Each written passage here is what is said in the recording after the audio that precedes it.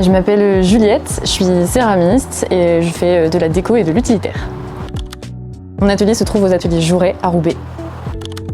J'ai fait une licence en langue étrangère appliquée et après j'ai fait un master en marketing. J'ai bossé un peu en marketing et c'est qu'après en fait où je me suis formée auprès de céramistes du Nord. D'abord au modelage et après que j'ai pris des cours de tour et donc je me suis plutôt formée en travaillant chez moi petit à petit et en m'exerçant directement dans mon atelier.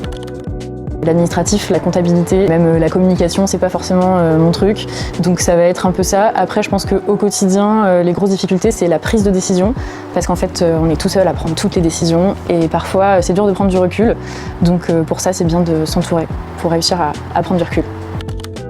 Je pense que mon rituel avant de créer, c'est plus de m'enfermer dans ma bulle. C'est très concret, je vais fermer ma porte d'atelier, parfois mettre le casque et de temps en temps, si jamais j'ai besoin de débloquer un peu parce que quand il y a trop de possibilités créatives, je suis beaucoup moins performante. J'ai une petite boîte dans laquelle j'ai plusieurs papiers avec des contraintes. Je tire une contrainte et je suis obligée de faire une pièce avec cette contrainte. Et comme ça m'enlève la décision à prendre et je pars dans la création. Et souvent, ça mène à d'autres résultats, etc. Donc ça m'intéresse de travailler comme ça.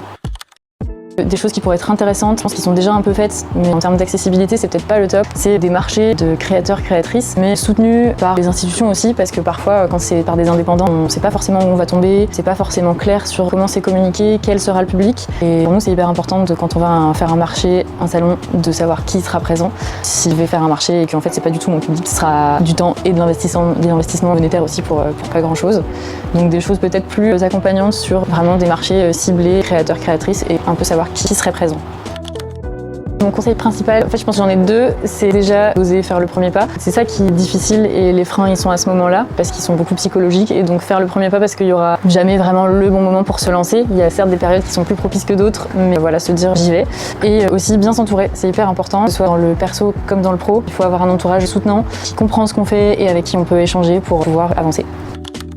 Je pense que c'est la naissance des petits fantômes Michel, un peu mon petit produit mignon phare qui est né parce que je me suis fait une tendinite à l'épaule car je suis tombée dans les rues de Lille. J'ai loupé un trottoir, j'ai dû porter une attelle pendant 6 mois et donc je pouvais plus faire de céramique que je voulais quand même en faire. J'ai été obligée de tourner des choses toutes petites et avec une main et demie. Donc c'est ça qui est né en fait et ça a donné les tout petits fantômes qui après quand j'ai pu utiliser mes deux bras sont devenus un petit peu plus gros. Si vous avez envie de découvrir la céramique, que ce soit le tour ou le modelage, je donne des ateliers hebdomadaires au trimestre et de temps en temps des ateliers découvertes pour venir faire un objet de manière ponctuelle. Les ateliers hebdomadaires pour l'instant c'est le lundi et mardi soir, 18h-20h30. Il y a un cours de tour, un cours de modelage. C'est ouvert aux adultes à partir de 15 ans minimum, voilà.